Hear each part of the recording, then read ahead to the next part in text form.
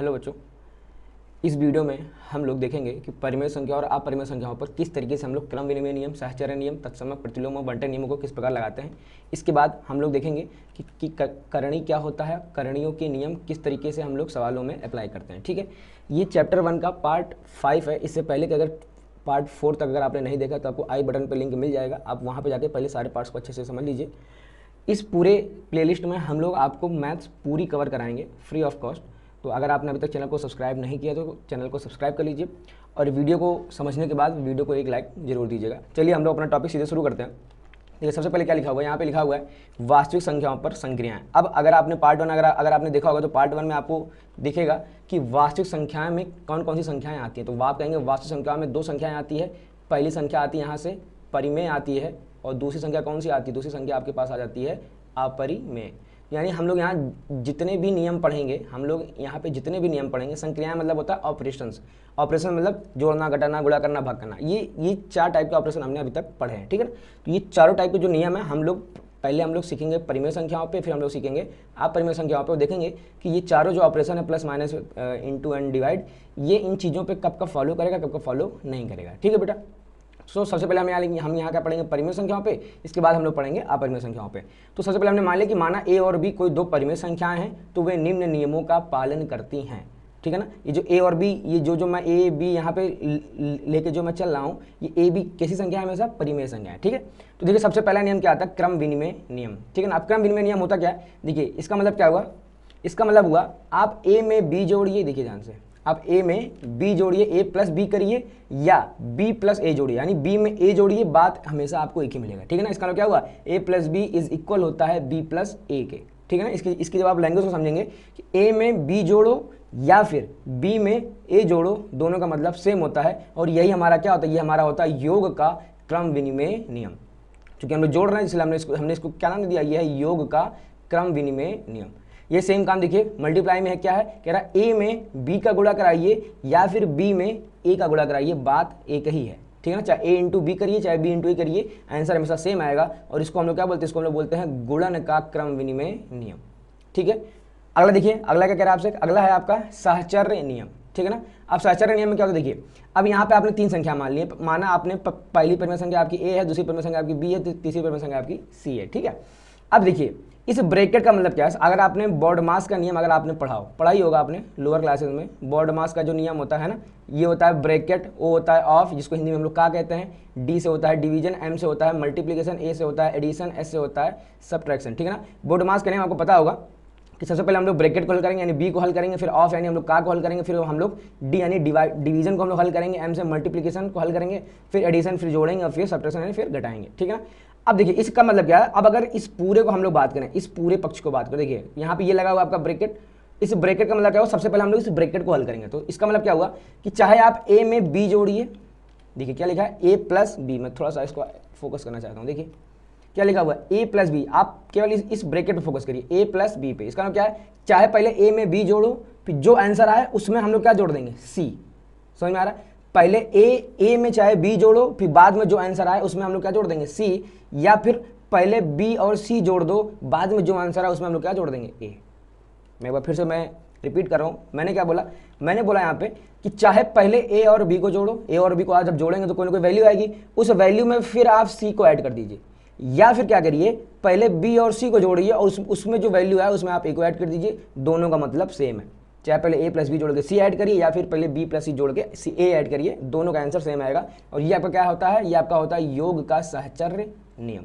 ठीक है, देखिए गुणन का सहचर्य नियम क्या कहता है, चाहे पहले ए इंटू बी करो, यानी चाहे पहले ए और बी का मल्टीप्लाई कराइए, बाद में जो आंसर आए उसमें हम लोग क्या करा दीजिए, सी का मल्टीप्लाई, या फिर पहले बी और सी का मल्टीप्लाई कराइए और उसमें जो आंसर है बाद में उसमें हम लोग क्या करा दें, ए का मल्टीप्लाई। ठीक है ना, दोनों का आंसर सेम आएगा। इसको हम लोग क्या बोलते हैं, गुणन का सहचर्य नियम। ये था आपका क्रम विनिमय नियम और ये है आपका सहचर्य नियम। देखिए अगला आपसे क्या कह रहा है, अगला आपसे कह रहा है तत्समक नियम। तत्समक नियम, अब देखिए क्या कह रहा है, मैं देखिए इसकी जो भाषा है, भाषा क्या है कि ए में कितना ऐड करें कि ए ही मिल जाए। फिर से मैं एक बार क्लियर करता हूँ आपको, पहले मैं इसको थोड़ा सा क्लियर करना चाहता हूँ। देखिए एक बार मैं फिर से समझाता हूँ कि मैंने बोला आपसे कि ये आपके पास कोई वैल्यू है ए, ये आपके पास कोई वैल्यू है ए, इस ए में मुझे नहीं पता कि क्या ऐड करना है, तो मैंने अभी इसको ढक दिया, ठीक है। मैं आपसे कह रहा हूँ इस ए में क्या ऐड करूँ, इस ए में क्या ऐड करूँ कि ए ही बना रहे, कोई फर्क ना पड़े। तो आपका कह देंगे ए में 0 ऐड कर दो तो ए ही बना रहेगा, और ये जो आपका 0 है ना, यही आपका क्या है, यही आपका योग का तत्समक अवयव कहलाता है। और ये जो पूरा नियम है, इस नियम को हम लोग कहते हैं योग का तत्समक नियम। क्या कहते हैं इसको हम लोग, योग का तत्समक नियम, ठीक है बेटा। अब देखिए इसका मतलब ये हो गया ए में क्या जोड़ें कि ए बना रहे। अच्छा, इसमें हम लोग क्या कह रहे हैं कि देखिए चाहे ए में 0 जोड़िए या 0 में ए जोड़िए, बात आपका हमेशा क्या रहेगा, ए रहेगा। ये होगा आपका योग का तत्समक नियम। अगला आपसे क्या कह रहा है, देखिए ए में किसका मल्टीप्लाई कराएं, ए में किसका मैं मल्टीप्लाई करा दूं कि ए ही बना रहे, कोई फर्क ना पड़े। तो आप कह देंगे कि ए में अगर आप 1 का मल्टीप्लाई करा देंगे तो हमेशा आपको क्या मिलेगा ए। ये क्या आपका गुणन का तत्समक नियम, ठीक है ना। तत्सम मतलब होता है सेम टू सेम वैल्यू आपको मिल जाए, ठीक है ना। तो अगर योग का है तो मैं ए में क्या जोड़ूं कि वही वैल्यू मिल जाए, कोई फर्क ना पड़े जोड़ने का। फिर ए में मैं किसका मल्टीप्लाई कराऊं कि जो ए है ना वो ए ही बना रहे, वो बदले नहीं। तो जब आपको कहेगा जोड़ने का तो ए में कितना जोड़िए 0, फिर कहेगा आपको कि ए में कितने का कराया मल्टीप्लाई, तो क्या हो जाएगा 1, ठीक है ना। अच्छा, अगर आपसे वो बोल दे कि ये बताइए भैया योग का तत्समक अवयव कितना है, योग का तत्समक अवयव, तो ये जो अवयव होता है ये हमारा क्या है, 0 होता है, ठीक है ना। आपने ये जो 0 को ऐड किया है ना इस संख्या में, यही आपका 0 क्या है, योग का तत्समक अवयव है, ठीक है ना। ये जो 1 है ये क्या आपका गुणन का तत्समक अवयव। अगर कोई आपसे यहाँ पूछ ले कि गुणन का तत्समक अवयव क्या है, तो आप यहाँ लिख देंगे 1, कि गुणन का तत्समक अवयव 1 है, ठीक है बेटा। देखिए अगला आपसे क्या कह रहा है, अगला आपसे कह रहा है प्रतिलोम नियम। अब प्रतिलोम में क्या कह रहा है, देखिए सबसे पहले आप इसको भूल जाइए कि यहाँ पे क्या लिखा हुआ है। मैं अगर आपके सामने यहाँ पे रखूँ, इसको भी भूलिए आप, मैं अगर आपके सामने यहाँ लिख दूँ ए में मैं कितना ऐड करूँ, ए में ये कोई संख्या दी गई है, इसमें मैं कितना ऐड करूँ, मैं क्या ऐड कर दूँ कि आपको योग का तत्समक अवयव मिल जाए। मीन्स ए में कितना ऐड करूँ कि 0 मिल जाए, ठीक है ना। तो आप क्या कहेंगे कि ए में कितना आप ऐड कर दीजिए, ए में आप ऐड कर दीजिए माइनस का ए, तो आपको क्या मिल जाएगा, 0 मिल जाएगा, ठीक है ना। जैसे फॉर एग्जांपल मैं आपको यहाँ लिख दूँ कि 2 में मैं कितना ऐड करूँ कि मुझे योग का तत्समक अवयव अर्थात 0 मिल जाए।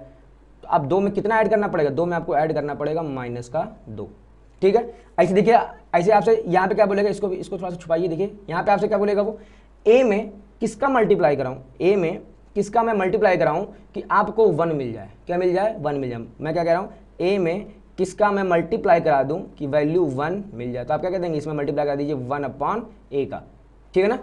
ये क्या होता है आपका प्रतिलोम नियम, ठीक है। उम्मीद करती है समझ में आ गया होगा। ये था आपका गुणन का प्रतिलोम नियम और ये है आपका योग का प्रतिलोम नियम, ठीक है बेटा। बंटन नियम देखिए क्या कह रहा है आपसे, बंटन नियम क्या कह रहा है, देखिए सबसे पहले हम लोग क्या हल करेंगे, ब्रैकेट, मतलब चाहे पहले बी और सी को जोड़ दीजिए, पहले बी में सी जोड़िए, जो आंसर आए फिर उसमें आप ए का गुणा करा दीजिए, ठीक ना। पहले बी और सी जोड़ेंगे, ऐसे सबसे पहले हम लोग ब्रैकेट को हल करेंगे, बी में सी जोड़ के जो भी वह आंसर आया उसको में आप ए का गुणा करा दीजिए, या फिर ए में बी का गुणा कराइए, ए में सी का गुणा कराइए और फिर बाद में इनको जोड़ दीजिए। मैं फिर से एक बार क्लियर कर दूं, देखिए इसका मतलब क्या हुआ, मतलब देखिए क्या है कि सबसे पहले चाहे आप बी और सी को जोड़िए, जो वैल्यू है फिर आप उसका मल्टीप्लाई कराइए ए में, ठीक है। या फिर आप क्या करिए, ए इंटू बी, यानी पहले ए और बी का गुणा कराइए, फिर ए और सी का गुणा कराइए, बाद में जो वैल्यू है जोड़ दीजिए। देखो मैं इसको सिंपल कर रहा हूँ, देखिए मैं अगर यहाँ पे लिख दूँ 2 इंटू 3 प्लस का 5, 2 इंटू 3 प्लस का 5, देखिए क्या है 3 प्लस 5 कितना 8, 8 इंटू 2 कितना हो जाएगा 16, ठीक है ना। ये हमने क्या किया, हमने सबसे पहले बी और सी को जोड़ा, फिर बाद में हमारा 8 आया, 8 का मैंने गुणा करा दिया इसमें, देखिए कितना आंसर आया 16। या फिर वो क्या कह रहा है, पहले ए का गुणा कराइए बी में, अब ए का गुणा करा दीजिए आप बी में, तो 2 इंटू 3, फिर ए का गुणा कराइए सी में, तो सी कितना है यहाँ पे 5 है, तो 2 इंटू 5, अब देखिए 2 इंटू 3 कितना जाएगा 6, 2 इंटू 5 कितना जाएगा 10। अब चाहे अब आप इनको जोड़ दे तो 10 और 6 कितना घूम फिर के फिर से कितना आ जाएगा 16। तो चाहे बी और सी जोड़ के तब 2 का गुणा करा दीजिए, या फिर पहले 2 का गुणा 3 में कराइए, 2 का गुणा 5 करें, फिर जो भी वैल्यू है इनको आपस में जोड़ दीजिए, आपका आंसर सेम टू सेम आएगा। यही आपका क्या है, बंटन नियम है, ठीक है बेटा। ये आपका क्या है, बंटन नियम। अब अगला देखिए क्या कह रहा है, यहाँ पे मैं क्या कह रहा हूँ, अगर मैं पहले ए और बी को जोड़ दूँ, बाद में मैं सी का मल्टीप्लाई कराऊँ, या फिर पहले ए का मल्टीप्लाई सी में करा दूँ, बी का मल्टीप्लाई सी में करा दूँ, फिर जो भी आंसर है उसको मैं ऐड कर दूँ, ठीक है ना। चाहे पहले ए और बी को जोड़ तब सी का गुणा कराइए, या पहले ए का गुणा सी में कराइए, बी का गुणा सी में कराइए, फिर जो भी वैल्यू है उनको आप ऐड कर दीजिए, दोनों का मतलब सेम है, ठीक है बेटा। आंसर आपका सेम आएगा। उम्मीद करते हैं आपको ये समझ में आ गया होगा कि वास्तविक संख्याओं पर जितनी भी संक्रियाएं हम लोग लगाते हैं, इसमें किस तरीके से सवालों को, कि ये किस तरीके के नियम है और किस तरीके का इनका मतलब होता है। अगर आपको समझ में नहीं आया है तो आप इनको दोबारा वीडियो को बैक में जाकर देख सकते हैं, ठीक है। अब देखते हैं लोग क्या कह रहा है, कह रहा है अपरिमेय संख्याएं क्या होता है, कह रहा है अपरिमेय संख्याएं भी योग और गुणन के क्रम विनिमय साहचर्य और बंटन नियमों को संतुष्ट करती हैं। किसको करती हैं? क्रम विनिमय साहचर्य और बंटन। अब देखिए ध्यान से, यानी ये जो अपरिमेय संख्याएं हैं, अपरिमेय संख्याएं इसको फॉलो करेंगी, इसको फॉलो करेंगी और इसको फॉलो करेंगी, ठीक है ना। मैं यहाँ लिख दे रहा हूँ, ये जो टिक वाली है ये कौन है? ये अपरिमेय संख्याएं। तो अपरिमेय संख्याएं जो है इनको फॉलो करेंगे, इसको क्रम विनिमय को, साहचर्य को और बंटन नियम को हमेशा फॉलो करेंगी। अच्छा, बाकी इन दोनों नियमों को क्या? इन दोनों नियमों का कोई भी नियम नहीं होता है अपरिमेय संख्याओं में, ठीक है ना। होता है बट वो आप हायर क्लासेस में पढ़ेंगे। अभी आप केवल इतना समझ लीजिए, अभी आपको ये मांग चलना कि तत्समक नियम प्रतिलोम नियम अभी फिलहाल के लिए नहीं है, ठीक है ना। होता है जिससे आप फर्स्ट ईयर में आएंगे तब आपको वहाँ चीज़ें समझ में आनी धीमे धीमे शुरू हो जाएंगी, ठीक है बेटा। तो कुछ चीज़ों पे, कुछ जिज्ञासाओं पे यहाँ पे आप थोड़ा सा विराम लगाइए। ये जिज्ञासा आपकी शांत कब होंगी? 11th में, ठीक है। देखिए नोट में क्या लिखा गया? परिमेय संख्याओं के योग, अंतर, गुणनफल और भागफल हमेशा परिमेय होते हैं। सबसे पहले आप इसको समझिए, क्या कह रहा है आपसे? परिमेय संख्याओं के योग और अंतर, ठीक है ना। आप कोई भी दो परिमेय संख्या लीजिए, जैसे सपोज करें मैंने यहाँ पे ले लिया 7, मैंने कितना ले लिया यहाँ पे 7 और मैंने ले लिया 3, ये मैंने दो परिमेय संख्याएं ले ली, ठीक है। अच्छा, परिमेय संख्या आप बटे में भी ले सकते हैं, अगर आपको लेना आप ले लीजिए 1/7, ले लीजिए 1/3। तो चाहे परिमेय संख्या आप ऐसे लीजिए, चाहे परिमेय संख्या आप ऐसे लीजिए, दोनों का मतलब सेम है, ठीक है ना। ऐसे क्यों ले रहे हैं? क्योंकि हमारे कैलकुलेशन ईजी हो जाए, ठीक है ना। देखिए क्या कह रहा है? परिमेय संख्याओं का योग। देखिए 7 और 3 अगर आप जोड़ेंगे कितना आएगा? 10। क्या ये परिमेय है? आप कहेंगे बिल्कुल है। अंतर, 7 में से 3 घटाएंगे कितना आएगा? 4। क्या ये परिमेय है? बिल्कुल है। 7 और 3 का क्या कराइए अगला? गुणनफल। तो देखिए 7 × 3 कितना हो जाएगा? 21। क्या ये परिमेय है? कहेंगे बिल्कुल है। भागफल कराइए तो आ जाएगा भागफल में 7/3। क्या ये परिमेय है? बिल्कुल है। तो वो यही कह रहा था कि अगर आप दो परिमेय संख्याओं को जोड़ेंगे, दो परिमेय संख्याओं को घटाएंगे, दो परिमेय संख्याओं का गुणा कराएंगे, दो परिमेय संख्याओं का भाग कराएंगे, तो जो भी आंसर आएगा वो हमेशा एक परिमेय संख्या निकल के आएगी, ठीक है ना। ये सिंपल सा नियम है।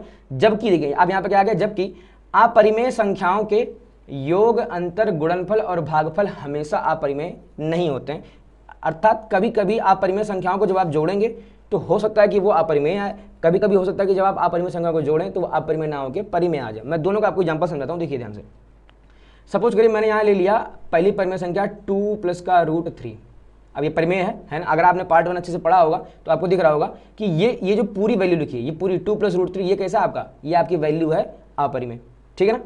अच्छा, अगर मैंने अगला एग्जांपल ले लिया, सपोज करिए अगला एग्जांपल मैंने ले लिया 2 - का √3, 2 - का √3। अब ये अपना अलग से अपरिमेय है, ठीक है, और ये अपना अलग से अपरिमेय है। अब अगर आप इन दोनों संख्याओं को अगर आप जोड़ेंगे, अगर आप इन दोनों संख्याओं को जोड़ेंगे तो जरा जोड़ के देखिए, √3 से √3 कट जाएगा और वैल्यू आपके सामने क्या? 2 से 2 ऐड हो जाएगा, आपको कितना मिल जाएगा? 4। अब देखिए 4 अपरिमेय है? आप कहेंगे नहीं है। तो 4 कैसा है? परिमेय है। अच्छा, अभी इसी जगह अगर हम लोग क्या करते हैं, अभी इसी जगह अगर हम लोग ये वाली वैल्यू हटा दें, इसको इसकी जगह अगर हम लोग इसकी ये वाली वैल्यू में हटा दूं, ठीक है ना। मैं क्या कर दूं कि पहली संख्या है 2 + का √3 और दूसरी संख्या मैं आपको बना दूं, दूसरी संख्या मान लीजिए आपका है 2 या मान लीजिए √2, ठीक है ना। अच्छा, क्या ये अपरिमेय है? आप कहेंगे बिल्कुल ये अपरिमेय है। ये कैसी संख्या है? ये अपरिमेय है। अब अगर आप इन दोनों को जोड़ेंगे तो इन दोनों का जब योगफल करेंगे तो योगफल की वैल्यू कितनी निकल जाएगी? देखिए ध्यान से, देखिए √2 √3 आपस में जुड़ेगा नहीं। अच्छा, 2 भी नहीं जुड़ेगा तो क्या हो जाएगा? ये इसका जो योग आएगा वो आएगा 2 + का √2 + का √3। अब ये कैसी वैल्यू आ रही है? ये आपकी वैल्यू कैसी आ रही है? आपकी वैल्यू आ रही है अपरिमेय। इससे जस्ट पहले जो हमने किया, हमने जब दो अपरिमेय संख्याओं को जब जोड़ा तो वहां पे क्या मान निकल कर रहा था? परिमेय। तो क्या ये हमेशा सही होगा? नहीं। आपको जब भी दो अपरिमेय संख्याएं देगा, कहेगा जोड़िए और बताइए कि परिमेय क्या अपरिमेय, तो आपको पहले उन अपरिमेय संख्याओं को पहले आपको हल करना पड़ेगा। अगर हल करने के बाद अगर जो भी आपका आंसर आया, अगर आंसर में आपको अपरिमेय दिख रहा है इसके जैसा, तो आप क्या कह देंगे कि अपरिमेय है। अगर इससे जस्ट पहले एग्जाम्पल अगर आपको परिमेय दिख रहा होगा तो आप क्या कह देंगे? परिमेय। यही सेम काम आपको कहाँ होता है? ये सेम काम आपका होता है गुणनफल में भी, भागफल में भी और अंतर में भी, ठीक है ना। अंतर में मैं एक एग्जाम्पल फिर से देता हूँ। देखिए मैं अगर यहाँ 2 + का √3, ये अपरिमेय संख्या है, बिल्कुल है। और अगला मैं ले लूँ √3, क्या ले लूँ? √3। अब आप बताइए ये अलग से अपरिमेय है, ये अलग से अपरिमेय। अगर मैं इनको मैं घटा देता हूँ, अगर मैंने इसको सेपरेट कर दिया तो अब क्या हो जाएगा? ये वैल्यू देखिए √3 से √3 कट जाएगा, कितना आंसर आएगा? 2। अब जब आपने दो अपरिमेय संख्या को जब आपने घटाया तो आपको वैल्यू कितनी मिली? 2। और ये कैसी संख्या आपको दिख रही है? आपको दिख रही है परिमेय संख्या। तो दो अपरिमेय संख्याओं को अगर हम घटाएंगे तो आंसर में क्या हमेशा परिमेय आएगा? नहीं। क्या हमेशा अपरिमेय आएगा? नहीं। ये डिपेंड करता है कि हल करने के बाद की वैल्यू कैसी मिल रही है, ठीक है ना। एक एग्जाम्पल मैं फटाक से लेता हूँ किसका? गुणनफल का और भागफल का। देखिए सपोज करिए आपने यहाँ लिखा गुणनफल का √3 × √2। एक संख्या ये है अपरिमेय, एक संख्या ये है अपरिमेय। आपने दो अपरिमेय संख्याओं का मल्टीप्लाई कराया, जैसे आप मल्टीप्लाई कराएंगे क्या हो जाएगा? √6। देखिए अगर आपको इनके नियम नहीं पता ना, अगर ये मल्टीप्लाई करने का नियम नहीं पता, अभी जस्ट हम लोग जब पढ़ेंगे ना करणी में हम लोग को समझ में आएगा कि मल्टीप्लाई कैसे होता है, ठीक है बेटा। उसे आप पढ़ के आ चुके हैं क्लास 8th में। तो अगर देखिए ये अपरिमेय इंटू अपरिमेय कराया तो आपको आंसर कैसा मिल रहा है? ये आपको मिल रहा है अपरिमेय, ठीक है। अच्छा अच्छा, ऐसा भी होता है, देखिए ये भी आपका क्या है अपरिमेय, मैं मल्टीप्लाई करा दूँ √3 का, ये अपरिमेय और इंटू ये भी अपरिमेय, जैसे आप मल्टीप्लाई कराएंगे वैल्यू कैसे मिल जाएगा 3, और ये कैसा निकल के आ गया आपका, ये आपका निकल के आ गया है परिमेय, ये कैसा आपका आ गया परिमेय, ठीक है ना। तो देखिए दो अपरिमेय जब आपने मल्टीप्लाई कराया तो अपरिमेय भी आ सकता है, जब दो अपरिमेय आप अगर आपने मल्टीप्लाई कराया तो परिमेय भी आ सकता है। ये डिपेंड करता है कि वैल्यू कैसी हल करने के बाद की वैल्यू कैसी मिलती है परिमेय की अपरिमेय, ठीक है ना। भागफल का भी आप एग्जाम्पल ले लेंगे, सपोज करिए जैसे मैं यहाँ पे ले देता हूँ √3 बटे √2, ठीक है ना। अब ये कैसा आपको दिख रहा है, आपको कैसा दिख रहा है अपरिमेय, बट अगर मैं यहीं अगर मैं ले दूँ 2√3 बटे 4√3, है ना। अब √3 से √3 कट जाएगा, इसका आंसर कितना आ जाएगा 1/2, और 1/2 आपको कैसी संख्या दिख रही है, ये आपको दिख रही है एक अपरिमेय संख्या, सॉरी एक परिमेय संख्या, ठीक है बेटा। तो उम्मीद करते हैं आपको ये समझ में आ गया होगा, ये थ्योरी समझ में आ गई होगी कि अगर हम लोग दो परिमेय संख्याओं को जोड़ेंगे, घटाएंगे, गुणा कराएंगे, भाग कराएंगे तो जो वैल्यू आएगी हमेशा परिमेय आएगी, जबकि अगर हम लोग अपरिमेय संख्याओं को अगर हम लोग जोड़ेंगे, घटाएंगे, गुणा कराएंगे, भाग कराएंगे तो ये हमेशा अपरिमेय नहीं आएगा, कभी परिमेय आ सकता है और कभी अपरिमेय, ठीक है ना। तो उम्मीद करते हैं ये समझ में आ गया होगा। यहाँ से बेटा एक नंबर के MCQ कई सारे बनते हैं, ठीक है। चलिए हम लोग आगे बढ़ते हैं, देखते हैं अगला हमारा टॉपिक है करणी, ठीक है ना। तो देखिए करणी में क्या लिखा है, सबसे बेसिक ये ऑलरेडी आप पढ़ के आ चुके होंगे, आपको हल्का फुल्का आइडिया पहले ही 8th में होगा, फिर भी एक बार रिवीजन करा देखो कि यार ये इंपॉर्टेंट टॉपिक है। देखिए क्या है, ये जो चिन्ह देख रहे हैं ना आप, ये जो चिन्ह है, इस चिन्ह को, ये जो चिन्ह देख रहे हैं इस चिन्ह को हम लोग क्या कहते हैं, करणी चिन्ह कहते हैं। और करणी दो प्रकार की होती है, सबसे पहली आती है शुद्ध करणी या पूर्ण करणी, दूसरी आती है मिश्र करणी। शुद्ध करणी मतलब जिसमें केवल और केवल रूट वाली वैल्यू, जैसे √2, √5, √7, ठीक है ना, ये प्योर आपकी क्या है शुद्ध करणी है। और मिश्र करणी, देखिए मिश्र करणी के पहला एग्जांपल क्या है 3√5। अब इसमें देखिए ध्यान से, क्या 3 करणी चिन्ह के अंदर है, आप कहेंगे नहीं, जो ये 3 है क्या ये 3 करणी चिन्ह के अंदर है, तो नहीं, इसका जो आधा पार्ट है 3√5 का जो आधा पार्ट है, ये देखिए √5 वाला जो पार्ट है ये तो करणी के अंदर है, बट ये जो 3 वाला पार्ट है ना ये करणी के अंदर नहीं है, ठीक है ना। तो इसका मतलब क्या हुआ कि ये आधी करणी है आधी करणी नहीं है, इसको हम लोग बोलते हैं मिश्र करणी। क्या बोलते हैं इसको हम लोग, मिश्र करणी, ठीक है ना। ये हालांकि सिलेबस में नहीं, बट आपको फिर भी नॉलेज होनी चाहिए, ठीक है बेटा। अब देखते हैं हम लोग करणियों के नियम। देखिए सबसे पहला नियम क्या आता है, इन्हीं नियमों पे बेटा सारे सवाल हैं, अगर ये नियम आपको याद होंगे तो फिर आप सारी सवाल बड़े ईजिली कर लेंगे, ये मेरी गारंटी है इस चीज़ की, ठीक है ना। देखिए सबसे पहला नियम क्या कह रहा है, nth रूट a, इसको हम लोग क्या पढ़ेंगे, इसको हम लोग पढ़ेंगे nth root a, small a, nth root a, अगर यहाँ 2 होता तो पढ़ते हैं nth रूट 2, ठीक है बेटा।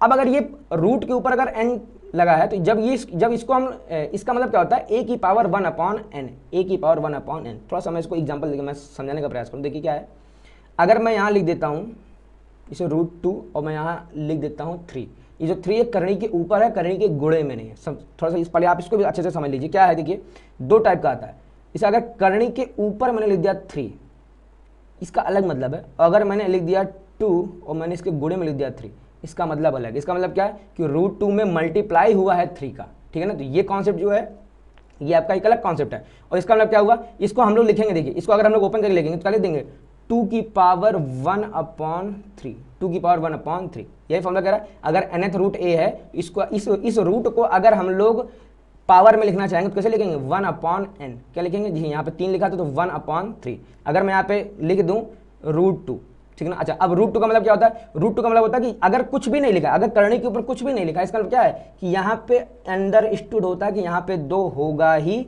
होगा, ठीक है। यहाँ पे अंडरस्टूड मतलब वो हम मान के चलते कि यहाँ पे 2 लिखा ही होगा, देखिए ए यहाँ पे, ठीक है। अब इसका मतलब क्या हुआ, इसका मतलब क्या हो गया कि 2 की पावर 1/2, 2 की पावर 1/2, ठीक है ना। तो अगर रूट के ऊपर ऐसे कुछ भी लिखा है तो इसको हम लोग इस तरीके से पावर के रूप में लिख सकते हैं। एक एग्जांपल और सपोज के लिए, अच्छा पहले एक एग्जांपल लेते हैं। देखिए अगर यहाँ लिख दिया 5 तो इसको हम लोग कैसे ले देंगे 2 की पावर 1/5, ठीक है ना। अब देखिए इधर से अगर हम लोग इधर जा सकते हैं तो भैया इधर से इधर भी आ सकते हैं। फॉर एग्जाम्पल अगर कहीं लिखा है 2 की पावर 1/7 और आपको इसको करणी चिन्ह द्वारा लिखना है तो हम लोग कैसे लिखेंगे, लिख देंगे √2 और यहाँ पर हम लोग क्या लिख देंगे 7 लिख देंगे छोटा सा, ठीक है ना। तो हम लोग इससे इसको भी बना सकते हैं और इससे इसको भी बना सकते हैं। उम्मीद आपको ये फॉर्मूला नंबर 1 समझ में आ गया होगा। आगे बढ़ते देखिए आगे क्या कह रहा है, nth रूट a और अगर इसकी फिर से पावर n है दैट मीन्स वैल्यू a आ जाएगी। क्या कह रहा है, देखिए जब a है और यहाँ पे n लिखा है और इसकी होल पावर n है, देखिए कर रहे हैं क्या। अच्छा सबसे पहले हम लोग अंदर की बात करें, अंदर वाले को हम लोग लिख देंगे a की पावर 1/n, अच्छा इसकी होल पावर कितना लिखा है n, ठीक है ना। ये अंदर वाले को हमने ऐसे लिख दिया, ठीक है ना, कोई दिक्कत नहीं। अब हम लोग क्या कर देंगे, ये आपने पढ़ा होगा कि अगर पावर के ऊपर फिर से पावर है, अगर पावर के ऊपर फिर से पावर है तो हम लोग क्या कर देंगे, हम लोग इन दोनों पावरों का आपस में मल्टीप्लाई करा देते हैं। ये आपको अच्छे से पता होगा, नहीं पता है तो अभी हम लोग पढ़ेंगे घातांक के नियम, इसके जस्ट बाद आपका आएगा घातांक वाले नियम, आपको ये फॉर्मूला वहाँ पे फिर से देखने को मिलेगा। ठीक है बेटा, अब इन दोनों का मल्टीप्लाई हो जाएगा, क्या हो जाएगा देखिए, a की power n into 1 upon n, a की power n into 1 upon n। ठीक है, इस n का इस 1 अपॉन n में गुणा हो जाएगा, और जैसे ही इस 1 अपॉन n में हम लोग गुणा करा देंगे तो ये वाला n ये वाला n से कट जाएगा, कितना बचा, a की पावर 1, दैट मीन्स a बचा। ठीक है ना। फॉर एग्जाम्पल मैं बार इसको थोड़ा सा अंकों में मैं चेंज करता हूँ, अगर मैं यहाँ लिख दूँ क्यूब रूट 5, ठीक है ना, और इसकी पावर देखिए, इसकी पावर सेम जो यहाँ पे, अगर यही यहाँ पे है 3, तो इसका मतलब सीधे आपका आंसर कितना आ जाएगा, 5 आ जाएगा, सीधे आपका आंसर कितना आ जाएगा, 5। ठीक है। अच्छा एक काम और करते हैं, चलिए सपोज करिए मैंने यहाँ लिख दिया इसको क्यूब, और अगर मैं इसके ऊपर मैं लगा देता हूँ, चलिए 4, इसके ऊपर मैंने लगा दिया 4। अब क्या करेंगे, ध्यान से देखिए, अंदर वाले को हम लोग चेंज करेंगे, अंदर वाले को हम लोग क्या लिख देंगे, अंदर वाले को हम लोग लिखेंगे 5 की पावर 1 अपॉन 3, 5 की पावर 1 अपॉन 3। अच्छा इसकी पावर कितनी है, फिर से 4। ठीक है ना। अब देखिए पावर के ऊपर फिर से एक बार पावर आ गई तो हम लोग करेंगे क्या, इन दोनों पावरों का आपस में मल्टीप्लाई करा देंगे। ठीक है, जैसे हम लोग मल्टीप्लाई करा देंगे क्या हो जाएगा देखिए, तो 5 की पावर 4/3, 4/3, 413 नहीं 4/3 लिखा है। ठीक है बेटा, समझ में आ गया, उम्मीद करता है आपको ये समझ में अच्छे से आ गया होगा। देखते अगला फॉर्मूला आपसे क्या कह रहा है, अगला आपसे कह रहा है यदि nth root a equal to b हो तो b की power n equal to a। ठीक है ना, क्या कह रहे हैं देखिए, कह रहा है अगर ऐसा कुछ लिखा है, अगर ऐसा कुछ लिखा है, ठीक है ना, तो क्या हो जाएगा, ये पावर यहाँ से हट जाएगी और इधर जाके क्या हो जाएगी, b की पावर n चढ़ जाएगी। ठीक है ना, क्या हो जाएगा, इधर हो जाएगा a बराबर b की पावर n, b की पावर n। देखिए हुआ क्या, थोड़ा सा इसको हम लोग अंकों में समझते हैं। अगर मैं यहाँ लिख देता हूँ कि क्यूब रूट 2 बराबर x, क्यूब रूट 2 बराबर x। अच्छा अब ये जो करने के ऊपर जो चिन्ह लगा 3, ये जो 3 उधर जाएगा तो क्या हो जाएगा, ये 3 उधर x क्यूब हो जाएगा, क्या हो जाएगा, x क्यूब हो जाएगा, और इधर से करने का चिन्ह हट जाएगा, कितना हो जाएगा, x क्यूब इजिकल टू 2। ठीक है ना, एक बार फिर से समझते हैं, देखिए ध्यान से। अच्छा अगर मैं यहाँ अगर मैं लिख देता हूँ, चलिए nth रूट x, नहीं nth ना करिए, चलिए इसको हमने लिख दिया 5। अच्छा इजिकल टू कितना है 2। ठीक है ना, अब आपसे कहते हैं वो एक्चुअली x का मान बताइए, तो हम लोग करेंगे क्या, इधर पावर, इधर रूट के ऊपर 5 लगा है, इधर जाएगा तो क्या, ये 5 जब इधर जाएगा तो क्या हो जाएगा, सीधे 2 की पावर 5, क्या हो जाएगा 2 की पावर 5, और ये x अकेला हो जाएगा, x बराबर क्या हो जाएगा, x बराबर हो जाएगा 2 की पावर 5। ठीक है ना। अब असल में देखिए होता क्या, थोड़ा सा मैं और डीप में चलता हूँ, देखिए होगा क्या। अब इसको आपने कैसे लिखा होगा, इसको आपने लिखा होगा यहाँ पे x की पावर 1/5 इजिकल टू 2। तो यहाँ देखिए पावर बटे में है 1/5 है, ये 1/5 जब इधर जाएगा तो क्या हो जाएगा, 5 ऊपर चला जाएगा, क्या हो जाएगा, 5 ऊपर चला जाएगा। ठीक है ना, तो ये क्या हो जाएगा, x बराबर 2 की पावर 5, क्या हो जाएगा, x बराबर 2 की पावर 5। थोड़ा सा इसको और आज हम अच्छे से एग्जांपल से देखिए, चलिए इसको क्लियर करते हैं। देखिए क्या है, अगर मैं यहाँ पे और लिख देता हूँ, मैंने यहाँ लिख दिया, चलिए ठीक है ना, बराबर में लिखा है इधर बी क्यूब, कितना लिखा है, बी क्यूब। ठीक है ना, अब क्या हो जाएगा देखिए, इधर से मैं स्क्वायर हटाऊंगा तो मैं क्या कर दूंगा, इसको इधर भेज दूंगा, जब मैं इसको इधर भेजूंगा क्या हो जाएगा देखिए, इधर है बी क्यूब, अच्छा ये तो इधर था, ये स्क्वायर रूट यहाँ से हटेगा, इधर जाके क्या हो जाएगा, स्क्वायर हो जाएगा। ठीक है ना, अब अगर आप इसको हल करेंगे तो b cube into b cube 2 बार लिखा, दैट मीन्स बी की पावर 6। ठीक है बेटा, उम्मीद करता आपको समझ में आ गया होगा। अगला देखिए आपसे क्या कह रहा है, कह रहा है रूट ए बी बराबर रूट ए इंटू रूट बी। ठीक है ना, ये फॉर्मूला इंपॉर्टेंट है। देखिए अगर जैसे मैं इसको सीधे मैं अंक लेकर समझाता हूँ। ठीक है, जैसे मैंने इसको यहाँ लिख दिया रूट 6, तो रूट 6 को मैं लिख सकता हूँ रूट 2 इंटू रूट 3, कोई दिक्कत नहीं, रूट 2 इंटू रूट 3 बराबर रूट 6। ठीक है ना। अच्छा देखिए, अगर इधर से हम लोग इधर आ सकते हैं तो इधर से इधर भी जा सकते हैं। सपोज करिए मैंने यहाँ पे लिख दिया रूट 7 गुणे रूट 3, अब कितना हो जाएगा, 7 का गुणा करिए 3 में तो 7 3 21, और एक बार रूट चढ़ा दीजिए। ठीक है ना, कोई दिक्कत नहीं। ये फॉर्मूला कहता है इधर से आप इधर भी आ सकते हैं, और इधर से आप उल्टा भी जा सकते हैं ना, इस साइड से आप इस साइड भी जा सकते हैं। ठीक है, ये समझ में आ गया होगा। देखिए इसके ऊपर सवाल आपसे कैसे पूछेगा, जैसे कि अगर आपको लिखना हो रूट 24, इसको अगर आपको लिखना हो ऐसे इस फॉर्मेट में, कैसे लिखेंगे आप ध्यान से देखिए। हम लोग 24 को सबसे पहले फैक्टर करेंगे, है ना, प्राइम फैक्टर करेंगे, यानी 24 को हम लोग टुकड़ों में तोड़ना शुरू करेंगे। ठीक है ना, जैसे आप टुकड़ों में तोड़ेंगे ध्यान से देखिए, हम लोग लिख देंगे 4 इंटू 6, क्या लिख देंगे 4 इंटू 6। इसको हम लोग डिटेल में क्या लिख सकते हैं, एक बार हम 4 को रूट पकड़ा देंगे और एक बार 6 को रूट पकड़ा देंगे, है ना, हमने दोनों को रूट देके अलग कर दिया। अच्छा अब देखिए 4 रूट, खैर 4 तो रूट से बाहर आ जाएगा, वैल्यू कितनी हो जाएगी 2, लेकिन 6 बाहर नहीं आ पाएगा, ये क्या हो जाएगा 2 रूट 6। ठीक है बेटा, ये सवाल हम लोग अभी जब सॉल्व हम लोग लगाएंगे बहुत ईजी आपको समझ में अच्छे से आएगा। देखिए यही सेम काम क्या है, यही सेम काम डिवाइड वाले में है ना, ये सेम काम क्या था मल्टीप्लाई में। अगर दो संख्याएं मल्टीप्लाई में है, रूट के अंदर है, तो उनको हम लोग अलग अलग रूट देके भी मल्टीप्लाई करके लिख सकते हैं। सेम काम यहाँ क्या करा, अगर दो संख्याएं बटे में भिन्न में है और उनको उन दोनों के ऊपर रूट चढ़ा हुआ है, तो उन दोनों को हम लोग अलग अलग रूट देके बटे में लिखा जा सकता है। फॉर एग्जाम्पल देखिए, अगर मैं यहाँ लिख दूँ रूट 7/3, मैंने इन दोनों पर चढ़ा दिया रूट, ठीक ना, 7/3 के ऊपर रूट चढ़ा दिया। इसका मतलब क्या है, ये रूट जो है 7 को दे दीजिए, रूट क्या है 7 को दे दीजिए, और रूट जो है 3 को दे दीजिए, और दोनों को बटे में करके लिख दीजिए, ठीक ना, रूट 7/3। अच्छा एक चीज़ और ध्यान से देखिए, अगर हम लोग इधर से इधर जा सकते हैं भाई साहब, तो इधर से भी इधर भी आ सकते हैं, ठीक है ना। क्या करना है, कुछ नहीं करना है इसमें खास। देखिए अगर मैं यहाँ लिख दूँ रूट 21/√3, अगर मैंने ऐसा लिख दिया तो आप करेंगे क्या, देखिए आप, हमने क्या कहा, ये दोनों पास अलग अलग रूट है, तो आप एक बड़ा सा रूट लगा दीजिए और 21/3 लिख दीजिए। अब क्या 3 से 21 कट रहा है, आप कहेंगे बिल्कुल कट रहा है, तो आपको आंसर कितना मिल जाएगा, रूट 7, ठीक है ना, समझ में अच्छे से आ गया होगा। अब देखते हैं हम लोग अगला, हमारा लास्ट नियम क्या इसमें कह रहा है रूट में a + b इंटू रूट में a - b equal to a - b। देखिए अब यह है क्या, आपने फॉर्मूला पढ़ा होगा, कौन सा फॉर्मूला आपने पढ़ा होगा, a + b into a - b is equal to a² - b², ये फॉर्मूला आपने पढ़ा होगा। देखिए अब यहाँ पे क्या है, root a + root b into root a - root b, तो फॉर्मूला तो अभी भी ये लगेगा, बस a की जगह रूट a है, b की जगह रूट b है। तो हम करेंगे क्या, देखिए अगर ये है तो कितना हो जाएगा, देखिए इसका फॉर्मूला हो जाएगा रूट a² माइनस का रूट b²। अब रूट a² आप करेंगे तो आपको वैल्यू कितनी मिलेगी, रूट और रूट का जब भी आप स्क्वायर करें तो रूट हट जाएगा, आपको यहाँ से कितना मान मिल जाएगा, आपको मान मिल जाएगा a, और जब आप रूट b का स्क्वायर करेंगे तो आपको कितना मिल जाएगा b, और इनके बीच में चिन्ह कैसा है माइनस का, तो देखिए आपको ये मिल गया।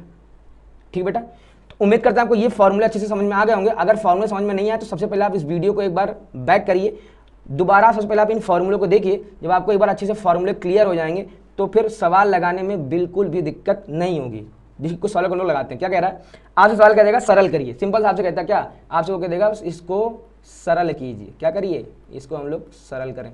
ठीक है, देखिए क्या करेंगे, तो अब देखिए ये एक ब्रैकेट ये है, बीच में प्लस का चिन्ह लगा, एक ब्रैकेट ये है। अब हम लोग करेंगे, देखिए करणी वाले जितने भी अंक हैं जोड़ने घटाने का नियम क्या है, √2 वाला √2 से जुड़ेगा घटेगा, √2 वाला √2 से ही जुड़ेगा घटेगा, और √3 वाला √3 से ही जुड़ेगा या घटेगा।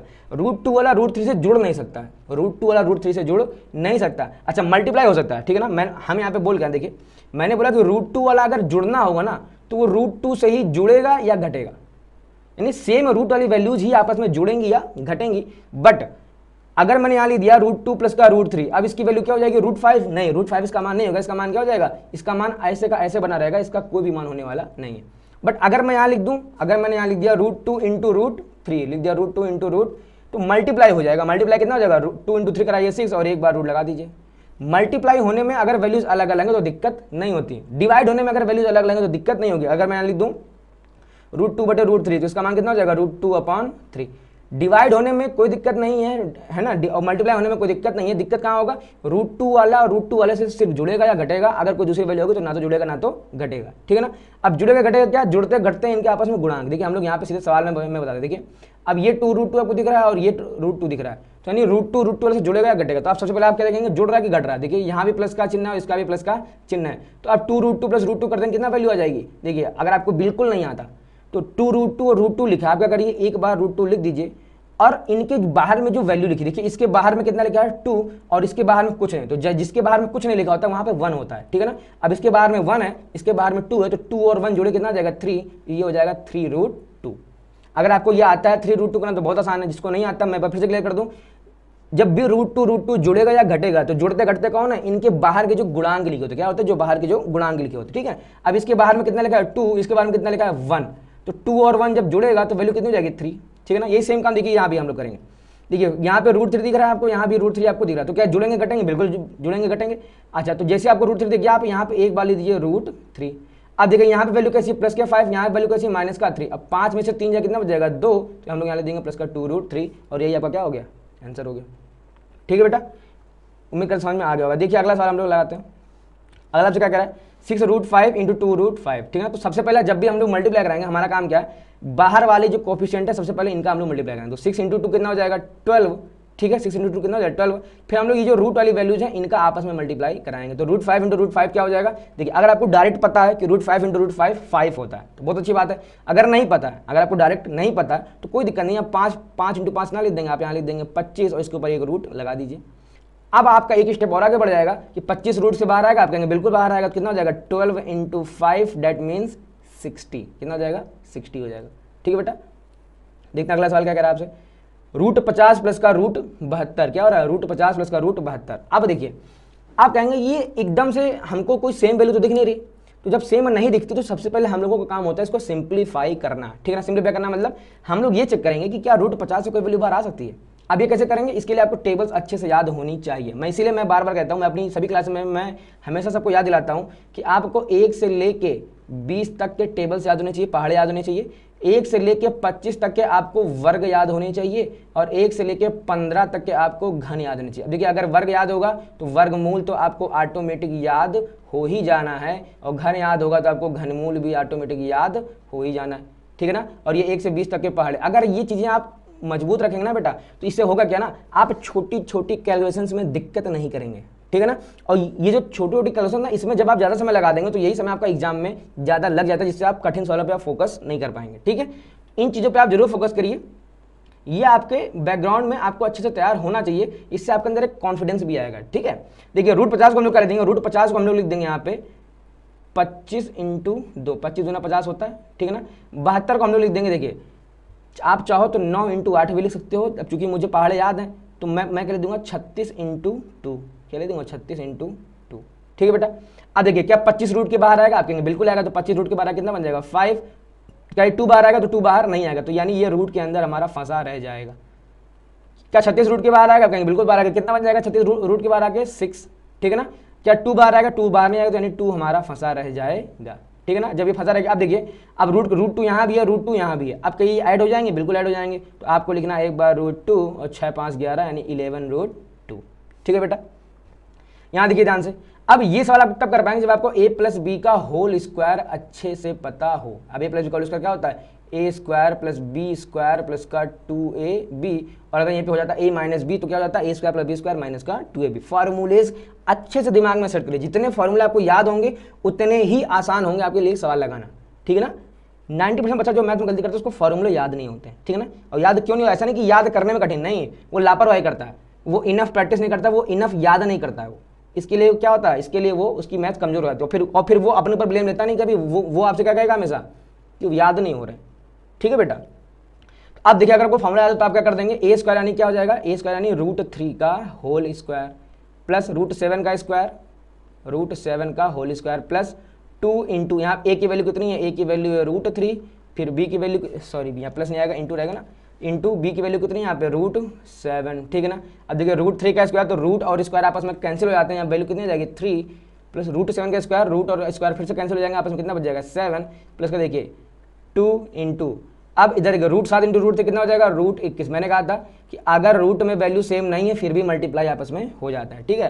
अब देखिए 7 3 10 कितने वैल्यू आ गई 10 प्लस का 2 root 21, that is your answer, ठीक है। जैसे हम लोग नेक्स्ट सवाल क्या कह रहे हैं आपसे, देखिए रूट 24 माइनस का 2 रूट 6, ठीक है ना। अब देखिए आप कहेंगे यहाँ से तो आप कुछ भी बाहर नहीं कर सकते हैं, लेकिन क्या यहाँ से बाहर कर सकते हैं, आप कहेंगे बिल्कुल। तो देखिए 24 को हम लोग क्या लिख देंगे, 24 को हम लोग लिख देंगे 4 इंटू 6, और इसके ऊपर क्या लगा देंगे रूट, अच्छा माइनस का 2 रूट 6, ठीक है। अब क्या 4 बाहर आएगा रूट से, आप कहेंगे बिल्कुल बाहर आएगा, कितना बन जाएगा 2 अंडर रूट 6 माइनस का यहाँ देखिए कितना रहेगा 2 अंडर रूट 6। अब देखिए ये सेम वैल्यू यहाँ लिखिए, सेम वैल्यू यहाँ लिखिए, बस क्या है फर्क है, चिन्ह चेंज है, तो इस पूरी वैल्यू से ये पूरी वैल्यू कट जाएगी, कितना आपका आंसर रहेगा 0। अगर आपको डायरेक्ट नहीं, अगर आप काट पा रहे हैं, अगर आप इतने कमजोर हैं तो देखिए कुछ नहीं करना है, नियम आपका सिंपल है, क्या कि रूट 6 यहाँ है, रूट 6 यहाँ है, तो आप कर देंगे रूट 6, और इसके बाहर क्या है प्लस का 2, इसके बाहर क्या है माइनस का 2, 2 माइनस 2 कितना हो जाएगा 0, आप यहाँ लिख देंगे 0 इंटू रूट 6। अब 0 में किसी भी चीज़ का मल्टीप्लाई कराएंगे आपकी वैल्यू कितनी मिल जाएगी, आपको 0 मिल जाएगी, ठीक है ना। बट इतना कमजोर हो के बेटा काम नहीं चलने वाला, आपको क्या सीधा, आपको सीधे इससे इसको काट के सीधे वैल्यू 0 करना आना चाहिए, ठीक है। अब देखते हम लोग क्या करते हैं, अब देखिए हम लोग इसको हल करेंगे, इसको हम लोग क्या लिख देंगे, देखिए सबसे पहले जो बाहर वाला जो है हम लोग सबसे पहले इनकॉल करते हैं। देखिए 2 से 8 कट जाएगा, आप कहेंगे बिल्कुल कटेगा, कितना वैल्यू आ जाएगी 4। अच्छा यहाँ कितना लिखा है रूट 15, यहाँ कितना लिखा है रूट 3। मैंने कहा था कि जब भी ऊपर और नीचे वैल्यू अलग अलग हो और अलग अलग रूट लगाओ तो हम लोग क्या करते हैं, इन दोनों को एक रूट देके अलग एक में कर सकते हैं, ठीक है ना। यानी हम इसको यहाँ पे कितना लिख देंगे 15/3 और इसके ऊपर क्या लगा देंगे रूट, ठीक है ना। ये फॉर्मूला अभी आपने पढ़ के आए थे। अब हम लोग क्या करते हैं, देखिए अब 3 से कट जाएगा, ये कितना है 3 से कट जाएगा, कितना यहाँ बचेगा 5। अब क्या 5 रूट के बाद आएगा, आप कहेंगे नहीं आएगा, तो यानी कितना फंसा रह जाएगा 4 रूट 5, ठीक है। देखिए सब ये सब आसान आसान है, अगर आप 8th में पढ़ के आएंगे तब भी आपको आसान लगी होगी, अगर आप यहाँ भी पढ़ रहे हैं तो भी आपको आसान लग रही होगी, ठीक है ना। चलिए देखते हैं हम लोग अगला क्या, ये तो हो गया √24। अच्छा ये सेम सवाल 2 बार आ चुका है, ठीक है, चलिए कोई नहीं, ये मैंने बता दिया है। 7√3 प्लस का 3√27, चलिए इसको हल करते हैं। देखिए क्या ये वाली रूट से बाहर आएगी, या कहीं बिल्कुल नहीं बाहर आएगी, तो यानी ये ऐसे का ऐसा बना रहेगा। फिर देखिए √27 को हम लोग क्या लिख देंगे, इसको हम लोग लिख देंगे 9 × 3, कितना लिख देंगे 9 × 3, ठीक है ना। अब देखिए 9 बाहर आ जाएगा तो आप कहेंगे बिल्कुल बाहर आएगा, 7 से ऐसे रहेगा। देखिए ये 3 यहाँ पे है, 9 बाहर आएगा, रूट को क्या बन जाएगा 3, तो 3 × 3, और रूट में ये वाला 3 फंस जाएगा तो ये वाला ऐसे ही रहेगा, ठीक है ना। अब 3 और 3 का मल्टीप्लाई हो जाएगा, देखिए क्या हो जाएगा 7√3 तो इसका 3 × 3 9√3। अब देखिए √3 दोनों वैल्यू सेम है, क्या हो जाएंगी ऐड हो जाएंगी, तो आप यहाँ पे एक बार लिख देंगे √3 और 9 + 7 कितना हो जाएगा 16√3, ठीक है बेटा। देखिए यहाँ पे अब ये वैल्यूज अलग अलग आपको दिख रही हैं, बिल्कुल अलग अलग दिख रही हैं। क्या हम लोग कुछ इसको फैक्टर करके बाहर कर सकते हैं, आप कहेंगे देखिए करने की कोशिश करते हैं। देखिए 2 8 को अगर हम लोग यहाँ लिख दें 4 × 2, और 32 को अगर हम लोग लिख दें यहाँ पे 16 × 2, 16 दूना 32, ठीक है। अब देखिए 4 बाहर आ जाएगा, जब ये वाला 4 बाहर आएगा रूट के तो कितना बन जाएगा 2, और यहाँ पे पहले से 2 मौजूद है तो 2 × 2 कितना हो जाएगा 4। देखिए चाहे आप प्रॉपर ऐसे बाहर लाइए, इंटू करा के प्रॉपर लिखिए, तब ये स्टेप आपका एक्स्ट्रा हो जाएगा। लेकिन अगर आप थोड़े से अगर आप स्मार्ट हो तो आपको करना क्या है, 4 बार आएगा कितना बन जाएगा 2, अब यहाँ का 2 मिला और यहाँ का 2 मिला तो 2 × 2 कितना हो जाएगा 4, और रूट के अंदर क्या फंसा रह जाएगी वैल्यू 2, ठीक है ध्यान से। 16 बार आएगा रूट कब कहेंगे बिल्कुल बाहर आएगा तो कितना हो जाएगा 16 बार आएगा तो 4, और 4 बाहर आके बन गया और 5 पहले से, तो 4 × 5 कितना हो जाएगा 20√2, ये √2 फंसा रह जाएगा। अब देखिए √2 सेम है, वैल्यू कितनी जाएगी आपके पास 24√2, ठीक है, आसान है। देखिए अगला हमसे क्या कह रहा है, 5 + √5 × 5 - √5। अगर आपको फॉर्मूला याद हो क्या है, ये a + b a - b, यहाँ a का मान कितना है, यहाँ a का मान आपको दिख रहा होगा 5, ये पहले वाली वैल्यू a है, और अगर आप देखेंगे ध्यान से b का मान कितना है, b का मान है √5, ठीक है ना। देखिए इसका मान हम लोग डायरेक्ट कर देंगे, डायरेक्ट कितना हो जाएगा a² - b² होता है तो a कितना है यहाँ पे 5, तो 5 का स्क्वायर - b², b कितना √5, तो यहाँ हम लोग लिख देंगे क्या √5 का होल स्क्वायर। अब 5 का स्क्वायर कितना होता है 25, अच्छा √5 का स्क्वायर क्या, तो हमने कहा था रूट और स्क्वायर आपस में कट जाएंगे, कितने आपकी वैल्यू कितनी मिल जाएगी 5, तो 25 में से 5 जाएगा 20, ठीक है। देखिए अगला क्या कह रहा है आपसे, अब बच्चा क्या होता है, बच्चा ना ये जैसे देखिए रूट में 1/6 मिल गया, बच्चा यहीं से डरना स्टार्ट करता है। आपको डरना बिल्कुल भी नहीं है, जो बेसिक, अगर आपको बेसिक तैयार है ना कि बेसिक करते कैसे हैं भाई, अगर इन सवालों में भी अगर हम लोग जैसे हमारा यहाँ पे मेन काम क्या था, देखिए हमारा मेन काम क्या था कि जो भी वैल्यूज मैं बाहर कर सकता हूं, मैं वैल्यूज बाहर करने पर मैं पूरा फोकस करता था। ये सेम काम हम यहाँ भी तो करेंगे, अगर कुछ वैल्यू बाहर आ रही तो हम वैल्यू बाहर करेंगे ना, इसमें डरना नहीं कि वैल्यू यार ये तो 1/6 हो गया, ये तो 1/24 हो गया, ठीक है बेटा, इसमें डरना आपको बिल्कुल भी नहीं। देखिए क्या करेंगे, क्या इसमें से क्या 6 बाहर आएगा, कहीं बिल्कुल बाहर नहीं आएगा, तो ये तो ऐसे लिखा रहेगा 60/1/6, ठीक है ना, 60√1/6। आज देखिए अब इसको हम लोग क्या लिख देंगे, √54 को हम लोग लिखेंगे यहाँ पे 9 × 6 = 54, तो 9 × 6, ठीक है ना, माइनस का 12 1/24, तो 24 को हम लोग क्या लिख देंगे 4 × 6, कितना लेंगे 4 × 6। अब देखिए ये ऐसे ही बना रहेगा 1/6 प्लस का 3 भी क्यों लिखें, देखिए 9 बाहर आएगा तो कितना बन जाएगा 3, 9 रूट से बाहर आएगा 3 बन जाएगा, ये ऑलरेडी 3 है तो 3 × 3 कितना हो जाएगा 9√6 माइनस का 12। अब देखिए यहाँ से वैल्यू बाहर आएगी 4 बाहर आएगा, अब चूंकि 4 यहाँ बटे में है तो जो वैल्यू बाहर आएगी वो भी कहाँ बाहर आएगी बटे में बाहर आएगी, 4 बाहर आएगी कितना बन जाएगा 2 बन जाएगा, और रूट में 1/6 वैल्यू आपकी फंसी रह जाएगी, ठीक है ना। अब देखिए इस 2 से हम लोग इसको कट कर देंगे, वैल्यू कितनी आ गई यहाँ पे 6। अब देखते हैं हमको क्या मिल गया, पेन चेंज करते हैं फटाक से। देखिए यहाँ पे क्या मिल गया हमको, यहाँ हमको दिख रहा है 60 रूट में 1/6 प्लस का 9 रूट में 1/6, यहाँ कितना हो गया माइनस का 6 रूट में 1/6, ठीक है ना। अब देखिए क्या कर देंगे हम लोग, 60 में से ये 6 घटा, देखिए रूट 1/6 सेम है, तो ये वाला पद और ये वाला पद आपस में घट जाएगा, घट के कितना हो जाएगा, देखिए 60 में से 6 जाएगा 54, 54 रूट में 1/6 प्लस का 9√6, ठीक है बेटा। आप चाहो तो इसको ऐसे भी लगा सकते हो, ठीक है ना, आप चाहो तो इसको यहीं पे भी छोड़ सकते हो, आप चाहो तो इसको यहीं पे छोड़ दो, आपका यही इतना आंसर हो गया। या आप चाहो तो देखिए कुछ स्टेप हम लोग आगे बढ़ा सकते हैं, जैसे हम लोग क्या पढ़ाएंगे यहाँ पे, देखिए ध्यान से, देखिए यहाँ लिखा है 54 रूट में 1/6, थोड़ा सा इसको सही कर दें, रूट 1/6 को अगर मैं यहाँ लिख दूँ इंटू 1/√6 तो कोई दिक्कत नहीं। फिर प्लस का यहाँ पे कितना लिखा है 9 × √6, ठीक है।